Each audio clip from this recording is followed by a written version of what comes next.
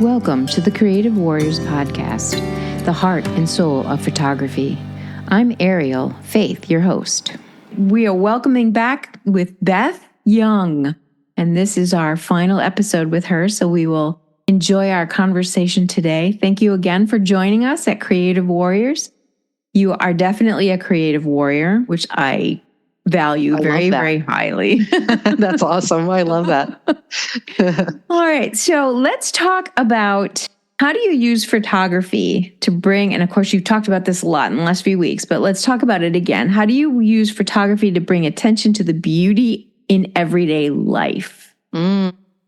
Yeah, I would say as I've kind of migrated more away, like a lot of photographers have. I've kind of migrated away from those big grand landscapes and expecting epic skies and, killer mountains and the light is just perfect. It really is just stopping and being more mindful and paying attention to those small scenes, right? It's looking down. It's looking on the ground, right? What do you see on the ground? Maybe it's a sparkle in the water that's capturing your eye. It's just those little things that are just these little miracles in our lives every day. The way, maybe it's the structure of a plant, or like I said, the sparkle of light on the surface of the water or something, or maybe it's a pretty leaf or flower on the ground. And just finding those little details in nature is so satisfying. Like I said last week, there was, I'm really, really inspired by other photographers' work that can kind of hone in on these little details and make such really compelling images. And, a lot of times it's stuff like, wow, I never would have thought to photograph that. That is so cool. It's very inspiring to me. It definitely inspires me to look deeper and be more mindful and pay attention to those small details. Yeah. Colleen. Yes. Yeah. Okay. Have you ever seen her mud puddles? Yes, I have. Her pond scum or whatever. You've talked about that on your podcast. Yes, exactly. Yeah. That's a really good example of, she was literally playing in mud, but the patterns were fascinating, right? Yeah. And then the sky was reflecting off of it, creating this blue, but you don't see that unless you look. Yeah, exactly. Or if you're looking at like the undulations of like some fresh snow on the landscape, or even like dew on grass, things like that they can be absolutely magical when you get down and notice those little details. It's like these little miracles of nature, Yeah, there's a neat thing when you early in the morning when the sun is shining just right, right at the right angle, and the water is, if you get down and you kind of use a shallow depth of field, you get these incredibly beautiful, photographs. Yeah. It just all this great color. And it's like, most of us just look at the grass. Yeah. Right? Yeah. But when I feel what I take as a compliment is when I'm out photographing and you get somebody, they're driving by and they'll stop and they look at you. They're like, what do you see? Or what is it that you're photographing anyway? And I'd be like, I'm looking at this dew on this grass. And they're like, okay. I get driving along. I'm like, sweet. I'm going to take that as a compliment because they think I'm this crazy lady, right? Because I'm finding this magic in these little scenes. And when people start scratching their head, I just laugh. I just get such a kick out of it. Only knew, right? Yeah, exactly. Exactly. Oh my gosh. I like when you get someone else to see. Yeah. Do you know what I mean? It was funny. I did a time lapse of, just to give you an example, I did a time lapse of the golden hour.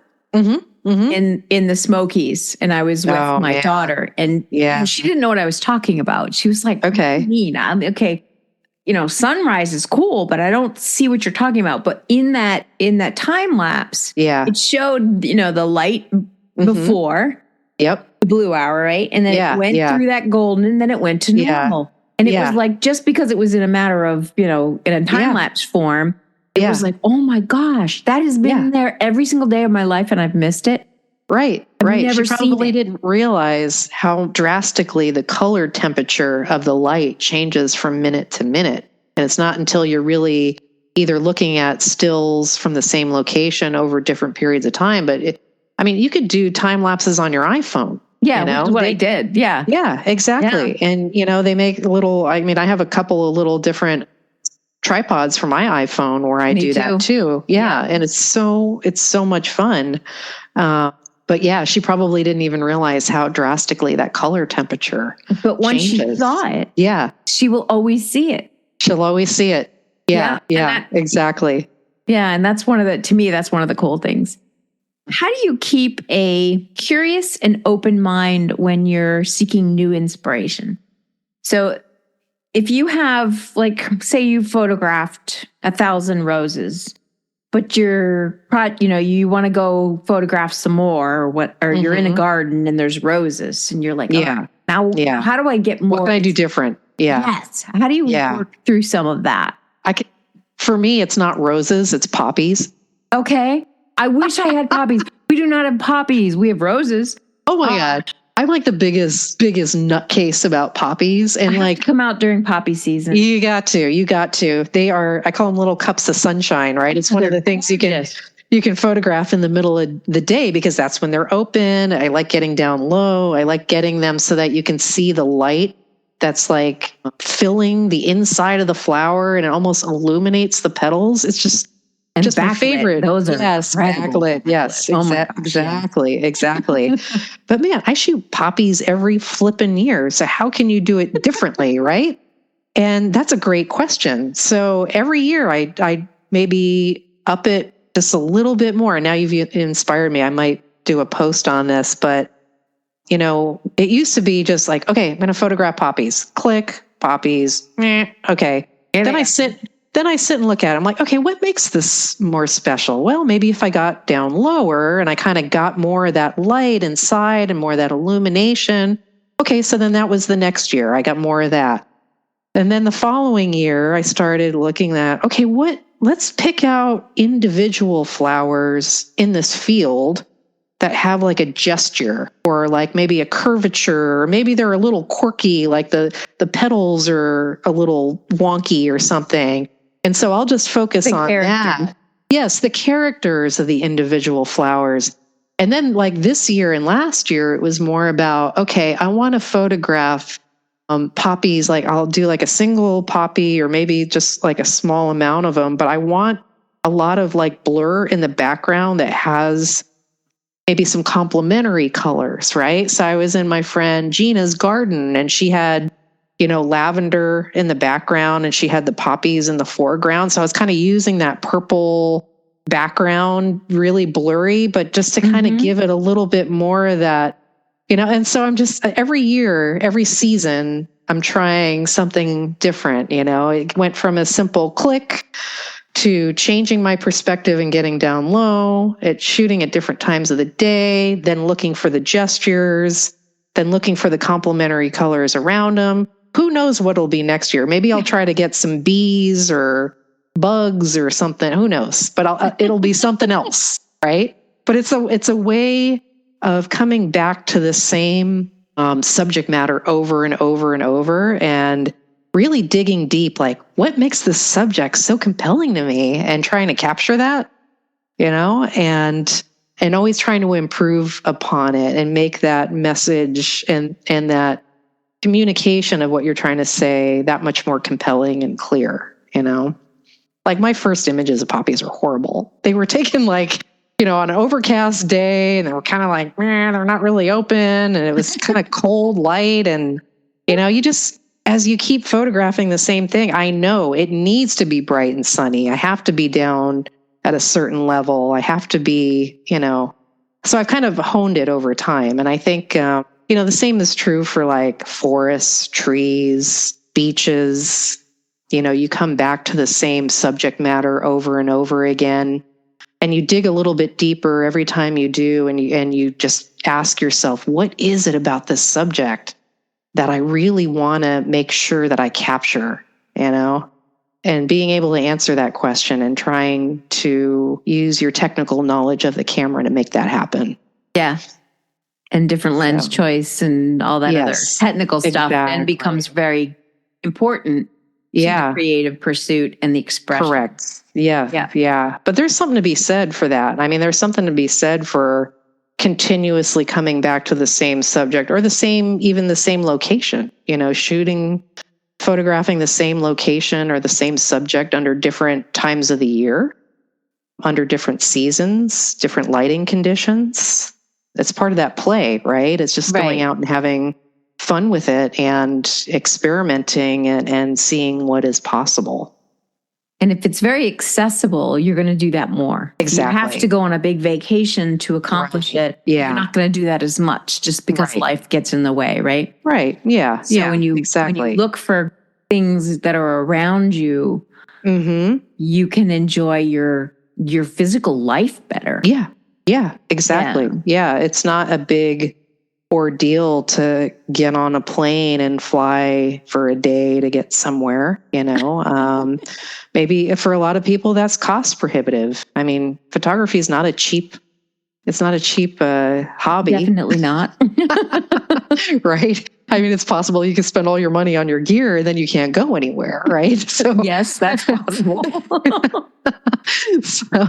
And if you start getting down the lens baby drain, you're in big trouble. Oh yeah, exactly. Those lenses are they're not pretty inexpensive. Yeah, for lenses. I do like to treat myself, once in a while.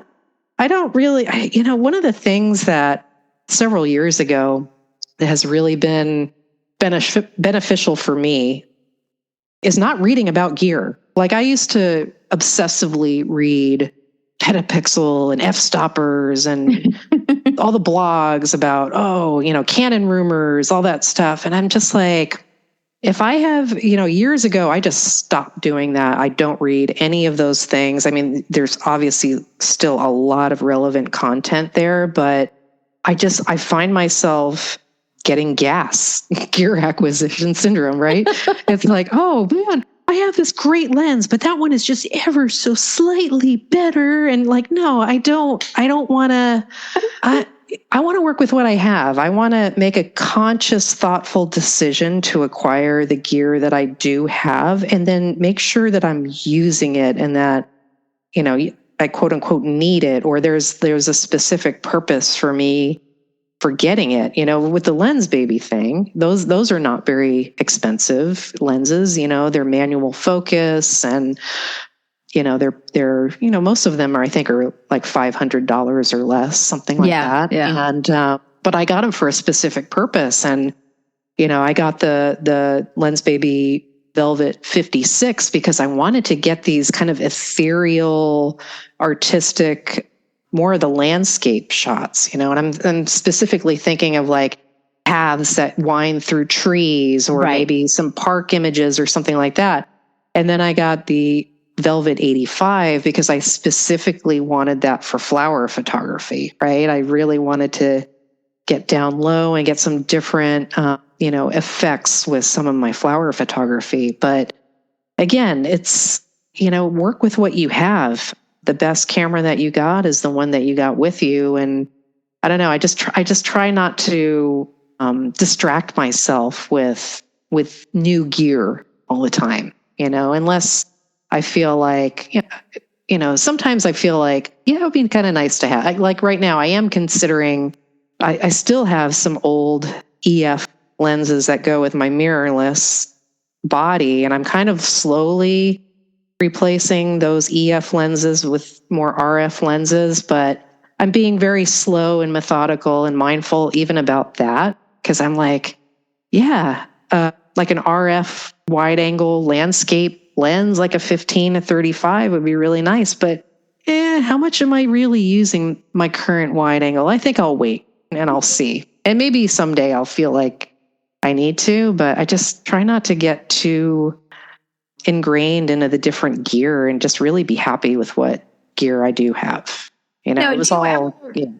The wide angle made me think of this, but do you ever shoot architecture? I can't stand photograph. Yes, I can, but I don't like it. Really? It's really funny. What I like about architecture is I really like getting some really maybe zoomed in detail, more of the abstract stuff, but not really like the wide angle, here's the scene kind of stuff. I've done that. I've done that actually for my company. And I will say there's so much precision in architectural photography. You don't even notice all the things that are on a wall until you go in and you do architectural photography. And then you're like, oh my God, there's so many light switches. There's so many plugs. Yeah. There's all the fire alarm panel, or, it's all these little things that you have to clone out to make it look really clean. The lighting is very precise and has to be very even. You got to reduce shadows as much as possible. And then, of course, the wide angle distortion and getting and correcting that in such a way to where it looks more believable.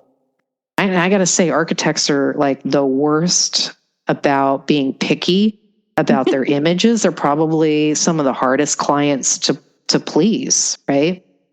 They're very, very particular. So it's just not something, like, I like photographing architectural details in an abstract way, but that's about it. Okay. Yeah. Yeah. And I can understand that and can relate to that. I love, I did a urban without a Chicago a couple years ago. Yeah. Yeah. And it was fun, but I was seeing reflections in glass. You know what I mean? Yeah. Those were the things that captivated me, right? Yes. It wasn't the building or this, sky line. That was interesting too. But it was those little pieces of, an old building reflected off of a very contemporary, modern. It was those juxtapositions and stuff that interested me at that point in time. But I agree. I love that kind of stuff too. Yeah, I do love all the crazy ornate Sullivan, the crazy detail, because to me there was a craftsmanship that we've lost. Oh yeah, yeah, and that is to me that's a way of preserving some of that, because a lot of that's is dying. Yeah, So I enjoy some of that stuff, but yeah, I share that. I definitely share that. I enjoy that stuff too. I mean, I love photographing architecture in that way. It's not stuff that I normally share necessarily, but I like to do it. It's fun, especially if it's more like an abstraction of something. But yeah, architectural photography is very different. Nature is much more forgiving, and a lot less precise, and nature can be a little bit messy. Architectural photography doesn't leave as much room for the mess and chaos as you're right. You're absolutely 100% on that. It's very much a good architectural image is very ordered. Yeah. Whereas when you can make beauty out of chaos in nature, there's something super cool about that. Yeah, something very satisfying about that, right? Yeah. If you can take a chaotic scene and simplify it, it's very and then create that piece that exists in that moment, but correct. The amount of things that are happening in the image, don't convey it. Right. Yeah. I mean, with nature, it's just, it's just as much about what you leave out as what you have in the frame, right? Right. Whereas architecture, you kind of have to get the whole thing, right? It's not really about what you're necessarily leaving out of the frame. I never really thought about that before. It's interesting. Yeah. All right. So was there ever I don't know if you do personal projects in your work, like where you pick, like you talked about the poppies, you go back and you shoot them every year. So that might be considered a project. Yeah. But was there ever a specific body of work that you have done or you hope to do that has a significant amount of meaning to you? Sometimes through life, you talked about going through some really, very serious medical issues, and there might have been a body of work that came through that process that has a great deal of depth. So is there anything that you can share or want to share that was a project that you worked on that really gave you insight and is very significant for you personally? Yeah, I would say when I was going through health issues and, I was going through all the treatment and, going through chemo is like basically poisoning yourself, and it's horrible. It's horrible. It's absolutely horrible. You're sick, you're weak, you can't get out. I would say there was, probably several months that I didn't have my camera out of the bag. I was just focused on my health at that time. And that just became my primary focus. And when I did take the camera back out, I think I was more mindful about those smaller details. I think that's when I got way more interested in, photographing things like plants and flowers, even weeds, smaller scenes, because it's something that I could do without, like, to your point earlier, like, I don't have to do a ton of travel.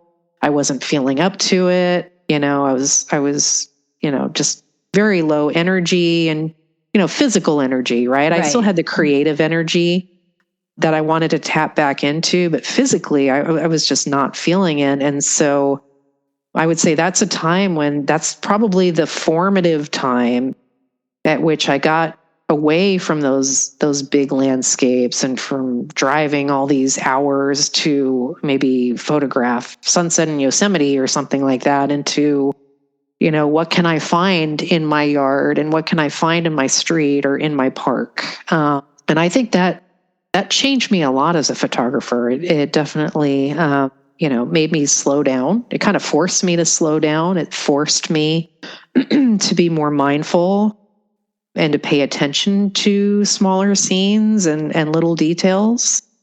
I wouldn't say it was necessarily, quote unquote, a project, but it was definitely like an evolution, if you will, that definitely just made me, it sounds really corny, but it did make me appreciate small details so much more and express myself through taking scenes like that. I don't think that's corny at all. That's good. Yeah. I mean, I think that's the reality of life, Yeah. When you're facing things that are scary on every level. Yeah. And unknown and all those other things. Right. You can't get through that without being changed a little. I mean, you really can't. Unless you're a computer. Yeah. Yeah. For me, that was definitely, I think everybody has personal experiences that, change them as photographers or make them grow as photographers or artists. For me, that was definitely a formative thing in my life. And I'm not saying that I'm special by any means, because I have gone through that. A lot of people have. But for me, it definitely changed me as a photographer. I was literally in the middle of chemo when I bought my 100 to 400 millimeter lens. That's when I really started getting into those long focal lengths, right? And that was a lens that I could use as a macro lens and zooming in and getting, kind of bringing these small little worlds up close. And that was huge for me, because for me, before then, it was all about, 16, I don't know, maybe 50, millimeters at that time. And then it very much became about long focal lengths during that time. So yeah, if you can't go to it, you bring it to you through the lens. That's right. Yes, yep. Exactly. Yeah. Exactly. Yep. Well, I'm sorry you had that bad experience, but I'm glad you became better because of it. Yeah. Yeah. And I'm doing fine. I know, I probably talk about it a lot because it does change you. You kind of go through this experience where you take a lot of things for granted before you get really sick like that. And you go through an experience like that. And it sounds a little corny, but you appreciate things so much more. There's so much that you don't take as much for granted anymore. And you definitely get to this place where you can see the little miracles in life, whether it's dew on grass or the people in your life, and you appreciate those things so much more after you go through an experience like that. Yeah. it changes your value system, I think. Mm-hmm. You know, what was important it shifts, Mm-hmm. you know. Yeah. Yeah. In different experiences, we all have, you know, paradigm shifts for different reasons. But for me, it's definitely a paradigm shift. Yeah. Right? There's a core value that gets put in a different perspective. Yeah. Yeah. And then you see different, you photograph different, you know, so it kind of like just creates a different. It reprioritizes. It reprioritizes because you see the things that you took for granted that you realize are so important, and you need to more gravitate to those things. On the flip side, we put up with a lot of BS in our lives that you could probably cut out, and you start to get less patience for those kinds of things, right? Yeah. So it's reprioritizing. You know, what's important and cutting out the BS and the cutting out what's become stronger. That's right. Being able to say no becomes stronger because you have a stronger reason. Yes, exactly. Yeah. You know, you have like the sense of, if I don't say no to that, you're going to rob me of something. So it's not just about me making you happy all the time. That people pleaser. Yeah. You start to balance that out, I think, a little bit better. Yeah, absolutely. Yeah. It's a silver lining. It's kind of a gift of going through something like that. It's a tough lesson to learn, but yeah, it definitely is something that sticks with you and resonates with you. It doesn't seem to fade, at least not for me. So, well, that's good, because sometimes those lessons do fade. Yeah, that's probably one you don't want to fade. So no, yeah. There's a saying that I've heard: if it doesn't make you really excited, like if you don't say hell yes, then just say no. something along those lines. I thought that's a really good saying, because why take on stuff that doesn't really excite you and thrill you? Why waste your time? Like, just try to focus on the things that, like I said before, really blow up your skirt, right? You know, just really just do it for you. Like, if you like dew on weeds, go photograph it. Yeah, you know? That makes you happy. That's right. If you want to do a mud puddle, exactly, do that. You know, play with that mud puddle. Yeah, exactly. Yeah, I love reflections on water. Yeah, I'm fascinated by them. So am I. Changing. Yeah. Yes, very dynamic subject matter. They're really cool. Yeah, but a lot of people don't look. Mm-hmm. You know, that's abstract, or it's an impressionistic art right in front of your face. It is. It is. And it changes within fractions of seconds, right? It's a very dynamic subject matter. You walk around it will change it. Yeah. You know, your perspective changes it. So it's crazy cool. And you know what's even better? What? When somebody walks by you and says, "What are you looking at?"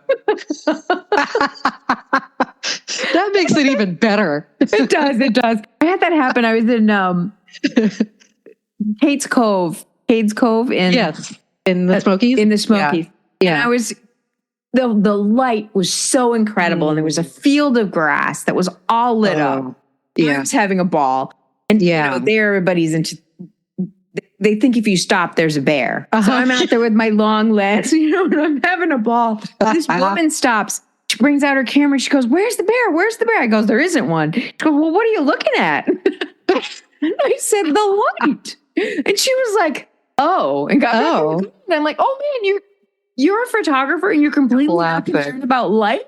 Really? Oh my gosh. At all. It's so cool. That's crazy. Cades Cove, I've only been in the Smokies once, and I've only been in the Cades Cove that one day during our short trip there, but that was such a profound spiritual place. It's a neat because of its history. And I think it resonated with me because I am Cherokee, right? And I know there's a lot of Cherokee history that's tied to that place. And there was something about that place that I'm like, man, I want to go back. I'm dying to go back, like in the spring. I went in the fall, and it was just beautiful. The variety of woodland in the Smokies is so inspiring to me, like especially in the fall. Everything is different colors, and you just got this crazy mix of woodland there that I just absolutely love the variety of it. But yeah, I'd love to go back in the spring sometime. I'm really dying to do that. So yeah, and the wild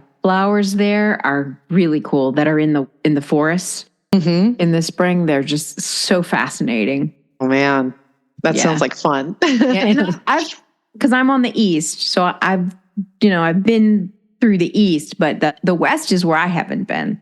Oh yeah. I have there's a lot of variety. Yeah, teeny weeny travels in the west, but I haven't been to any of those grand places. So I've only had small scenes, but that's fine because there's happiness in that.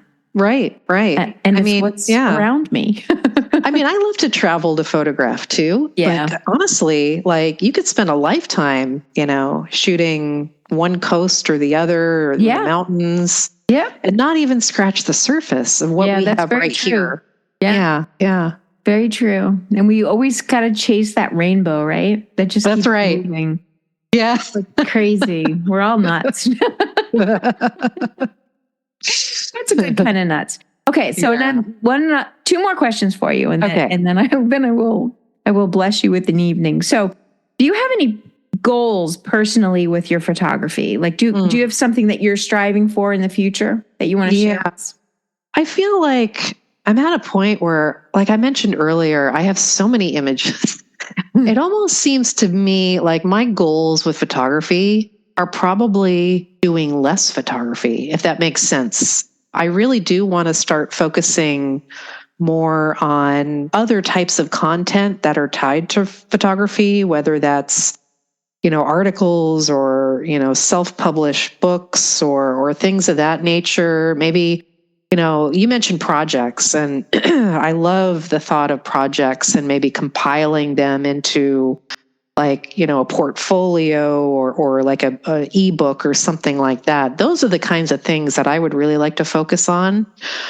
I feel like I've gotten the photography part down and I've got so many images, but it's more about like, now what do I really want to say with those images, and kind of putting them in such a way that it is kind of like a project, even though I probably didn't set out to do a project. Do you follow Len's work at all? Yeah, I do. Yes. Okay. Yep, exactly. So he does those folios and stuff? Yes. Yeah, I love that. Yeah, I think that's a great way to show work. I think it's a great way to show a cohesive body of work beyond just a single image, right? And there's a story with that. There's a story, yes. Yeah. Yes, exactly. You're shooting different subject matters at different times of day. Maybe it's the same location. It doesn't even have to be the same location. But so, yeah, that's definitely one of my goals. I think, like many photographers, I think cleaning up I can't stand my website right now. I've just not taken the time to really sit down and rejigger it like I would like. That's definitely one of my goals to do. I don't know when, because that is time consuming. I will tell you that. Yes, it is. Let's see. Yeah, I would say that's probably my primary goals at this point in time. I wouldn't necessarily say, my goals are to go, to an epic location and shoot that. I think for me, goals are more, what can I find that's close to home? Playing more and then developing content that's tied to photography, probably those are probably the key things. Good. Those are good goals. I like those. I look forward to seeing your productions. I know. Now I'm on the hook, right? No time, no deadline at all. That's right. No deadlines. I don't believe in those things. Okay. So now what kind of advice would you give to a photographer who is wanting to use photography a little bit more for the inner work? So what kind of advice would you give them to get more introspective, to get more mindful, to get more emotion in their work? Yeah. What kind of advice would you offer? Yeah, that's a good question. I would say, kind of going back to that digging deep comment that I made earlier, it's really like in architecture, we have this saying, you ask 5 whys, right? To really get to the root of why you're doing something. So don't just accept like, okay, I like this subject because it's pretty. Well, why? Well, because I like the way the light is hitting it. Well, why? And then you keep asking and you keep asking, and then you kind of drill down into that that kind of deeper essence of what it is that attracts you to that particular subject. And then focus on the subjects that appeal to you and that you're passionate about, right? Don't force it, if you're not feeling it, leave the camera at home or leave it in the bag. What I like to say is when I come to it like a new location or a new subject, I don't like to whip out my camera right away. I just like to sit and be with a scene or with a subject and just kind of sit there and just kind of what is this? What is it about this specifically that's appealing to me? And then trying to understand what that is and trying to capture that, if that makes sense, I would say just don't feel like you got to whip out the camera right away. Sometimes it's better just to sit and be observant and slow down and try to ask yourself, what is it about that subject or scene that's really, really appealing to you?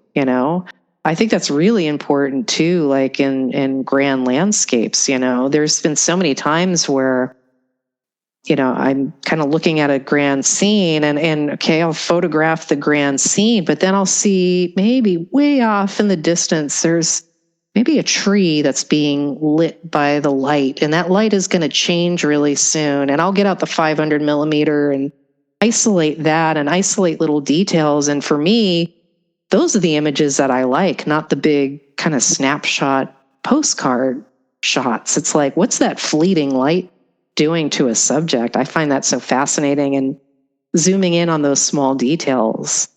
But yeah, I think the advice is just, don't feel the need to rush and just observe and ask yourself, what is it about that scene that's so compelling to me, and what do I want to capture? And then you can kind of work through that thought process of, focal length and composition and things like that.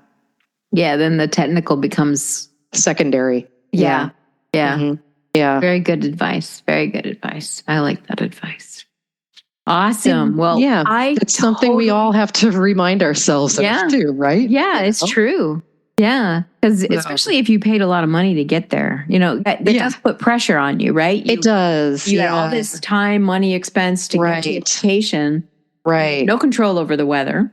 Mm-hmm. Right. Yeah. Or the amount of people that are there. Exactly. Yep.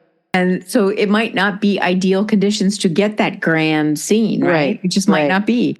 So do you go home disappointed? Yeah. Or do you just absolutely become fascinated by something else?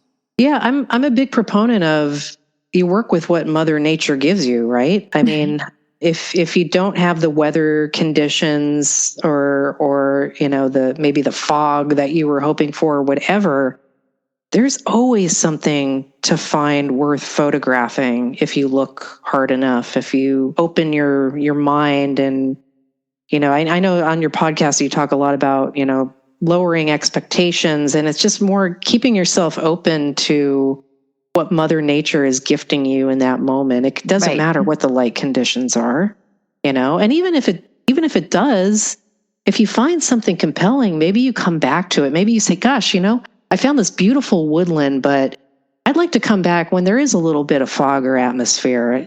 So I don't look at things as being a waste of time, because even if I'm in a location and I didn't get shots that I'm happy with, I can still look at it as, hey, I'll look at that as a scouting expedition. And maybe I come back to that in the future. Maybe that place is sticking in my mind and I want to get that scene under very specific weather conditions.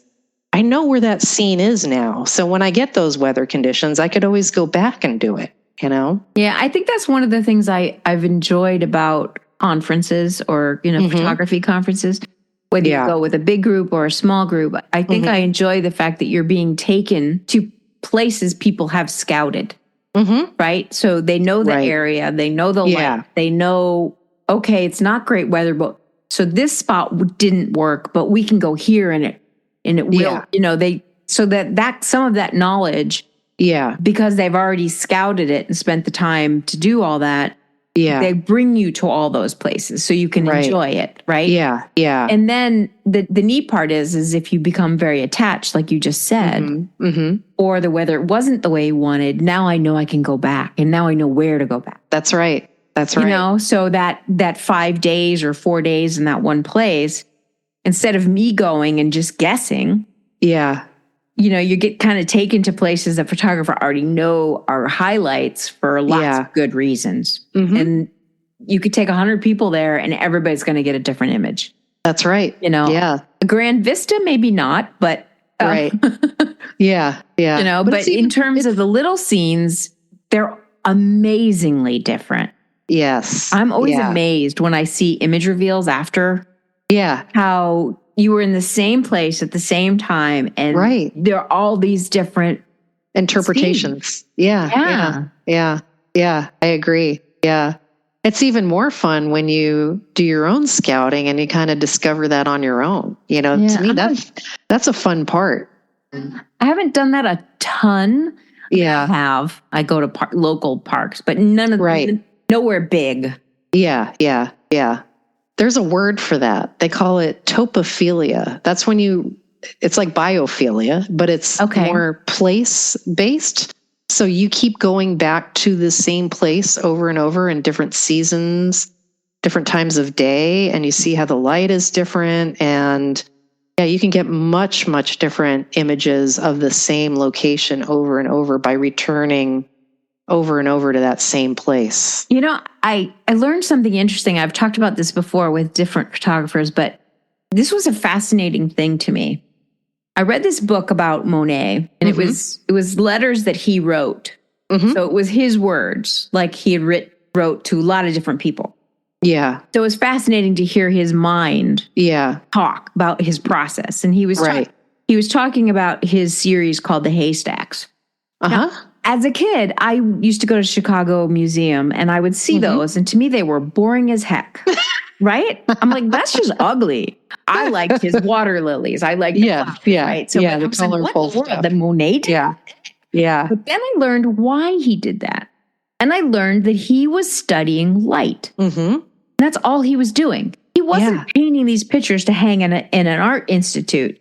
He was doing them to understand light and the way the light hit at different seasons, different time of day, all those things. But, you know, obviously capturing it with a art brush as fast as he could.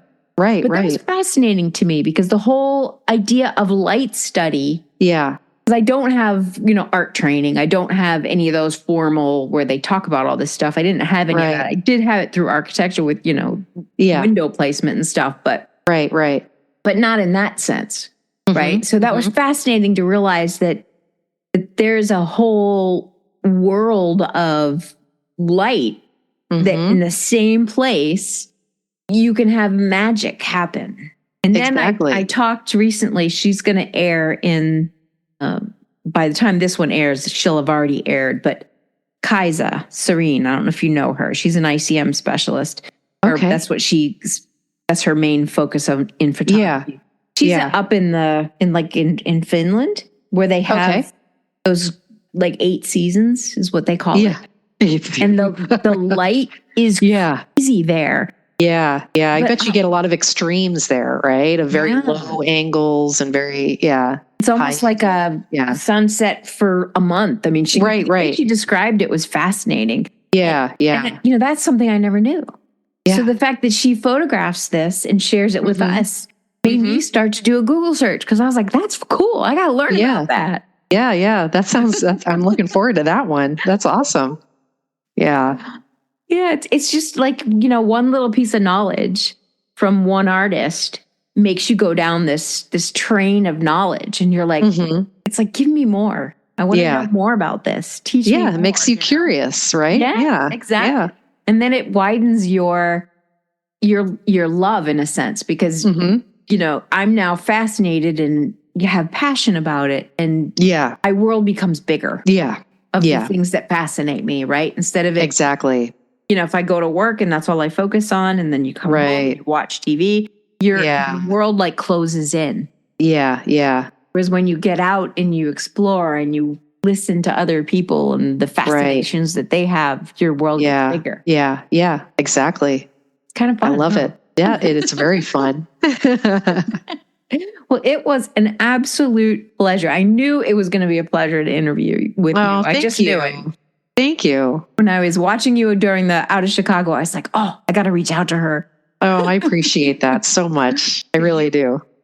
Like a great deal of a lot of what you presented was like fascinating and just good stuff. And you're very high brain capacity, and you share that with us. Some days rather than others. It depends.